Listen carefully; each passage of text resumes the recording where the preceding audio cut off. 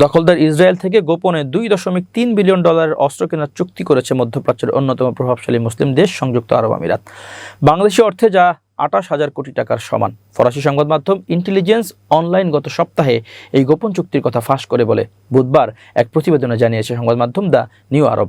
Israeli কুখ্যাত অস্ত্র উৎপাদনকারী এলবিট সিস্টেমের সঙ্গে অত্যন্ত গোপনে চুক্তিটি করে আমিরাত। গত মাসে এলবিট সিস্টেম জানায় তারা একটি দেশের সঙ্গে $2.3 বিলিয়ন চুক্তি করেছে, তবে দেশের নাম প্রকাশ করেনি। এলবিট সিস্টেমের অস্ত্র উৎপাদনের কারখানা আছে যুক্তরাষ্ট্র ও যুক্তরাজ্যে। এগুলোতে প্রায় হানা দেন ফিলিস্তিনপন্থী অধিকার কর্মীরা। ফরাসি সংবাদ মাধ্যম ইন্টেলিজেন্স জানিয়েছে এলবিটের জে মিউজিক এয়ারক্রাফট প্রোটেকশন সিস্টেমের আপডেট ভার্সন কিনেছে আমিরাত। এই ব্যবস্থাগুলো মূলত উন্নত লেজার প্রযুক্তির উপর ভিত্তি করে তৈরি, যা বিমানের দিকে ছোড়া সারফেস টু এয়ার মিসাইলের সেন্সর অকেজো করে দিতে সক্ষম। ইসরায়েলি সরকারের অনুমোদন নিয়ে একটি যৌথ প্রকল্পের আওতায় এই প্রযুক্তিগুলো সংযুক্ত আরব আমিরাতেরই তৈরি করা হবে।